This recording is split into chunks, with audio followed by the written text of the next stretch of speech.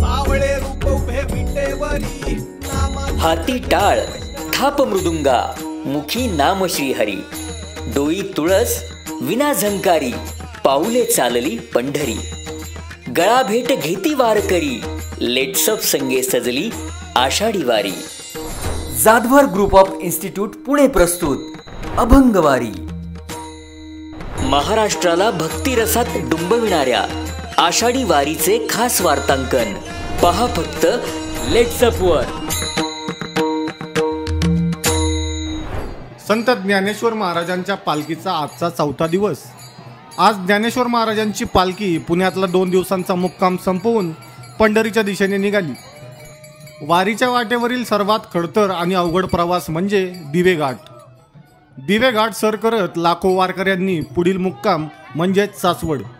संत ज्ञानेश्वर महाराजांचे धाकटे बंधू सोपान काका यांची देखील समाधी या सासवडमध्ये आहे। सासवडमध्ये थकून भागून आलेले वारकरी 2 दिवस मुक्काम करतात। 2 दिवसांचा मुक्काम संपवून माऊलींची पालखी पुढील मुक्काम खंडेरायाची जेजुरी या ठिकाणी करणार आहेत। त्यामुळे आज आणि उद्या 2 दिवस माऊलींची पालखी सासवडमध्ये मुक्कामी असणार आहे। आज दिवे घाटात लाखो वारकरी चालत होते। एवढा मोठा खडतर घाट असून सुद्धा वारकऱ्यांच्या चेहऱ्यावर आनंद दिसून येत होता। त्यांच्या मनात आपले पाय दुखतात याबद्दल किंचितही चेहऱ्यावर दिसत नव्हतं। वारकरी हरिनामाचा जयघोष करीत टाळ मृदुंगांच्या गजरामध्ये ज्ञानोबा तुकाराम म्हणत पंढरीकडे निघालेले पाहायला मिळाले।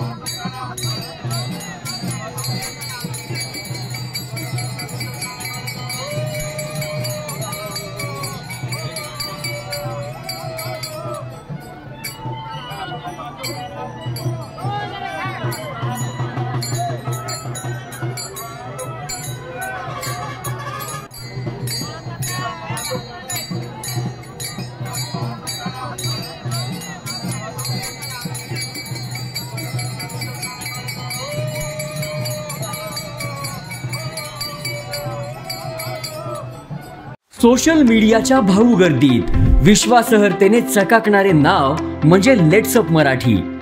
सगळ्यांना सगळ्या नागरिकांना ती स्पीच ती लेट्सअप वरील मुलाखती म्हणजे विचारांचा खजिना। त्यानंतरच्या निवडणुकीमध्ये मला सोडून गेले। बातम्या केवळ वस्तुस्थिती सांगणाऱ्या, न प्रोपगंडा, फक्त जनतेचा अजेंडा। क्योंकि आने वाला कल जाने वाला है, जाने वाला कल आने वाला है। राजकारण, मनोरंजन असो की क्रीडा क्षेत्र, महाराष्ट्राची स्पंदने संवेदनशीलतेने टिपणारे माध्यम म्हणजे लेट्सअप मराठी। जगासोबत एक पाऊल पुढे राहण्यासाठी लेट्सअपचे ॲप, सोशल मीडिया आणि वेबसाईट सोबत कनेक्टेड रहा।